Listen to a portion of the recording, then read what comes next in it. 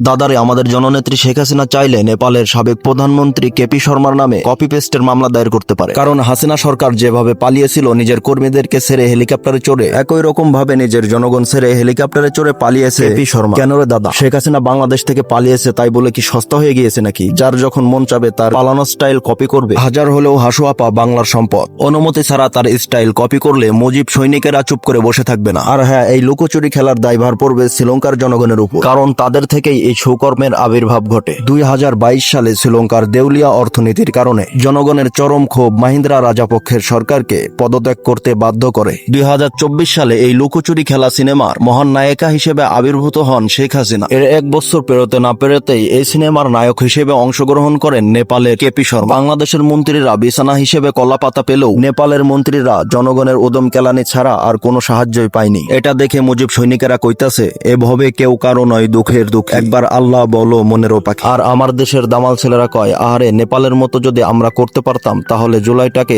তৃপ্তি সহকারে উপভোগ করতে পারতাম। হাসিনার মতোই ছাত্র জনতার ধাওয়া খেয়ে পালিয়েছে কেপি শর্মা। তবে হাসিনার পালানোটা মাস্টারপিস, বাকিগুলো এর সস্তা কপি। বাংলাদেশের মতো নেপালেও ছাত্র জনতার বিক্ষোভে সরকারের পতন ঘটে, তবে সেখানে কোনো মাস্টার মাইন্ডকে খুঁজে পাওয়া যাচ্ছে না। নেপালে যদি জিয়া সৈনিকের কোনো অঙ্গ সংগঠন থাকতো তাহলে তারা স্লোগান দিত, তারেক রহমান জানেন নাকি নেপালের পার্লামেন্ট দখলের নায়ক আপনি? এই স্কুলের মাসুম বাচ্চারা আমাদেরকে মুক্ত করেছে, কেঁদে কেঁদে এমন বক্তব্য দেওয়ার জন্য নেপালে বোধহয় কোনো রাজনীতিবিদ নেই। এসব অবাস্তবের মতো দেখতে সত্য ঘটনাগুলো আপনার কপালে চিন্তার ভাঁজ না ফেলতে পারলেও এসব দুশ্চিন্তার কারণে বিছানায় পিঠ ঠেকাতে পারছেন না। আমাদের হাসু আপার বেস্ট ফ্রেন্ড নরেন্দ্র মোদী গুজব টিভির নাগাল দিয়ে জানা গিয়েছে, মোদীজি প্রতি রাতেই হাসু আপার কাপড় ভিজিয়ে ফেলে দুশ্চিন্তার ঘাম মুছতে মুছতে এবং কেঁদে কেঁদে বলে, আমি তো মরে যাব, চলে যাব, রেখে যাব সবই, আসসনি হাসু আপা সঙ্গে নিমর যাবি, আমি তো চলে যাব। আর তার সাথে তাল মিলিয়ে হাসু আপাই কয়, তুমি এত বছর পরে আইয়া শুধু একটুখানি দেখা দিয়া দুঃখিনী রে কান্দাইয়া, তুমি যাইও না, না না তুমি যাইও না বন্ধুরে দুঃখিনী রে কান্দাইয়া।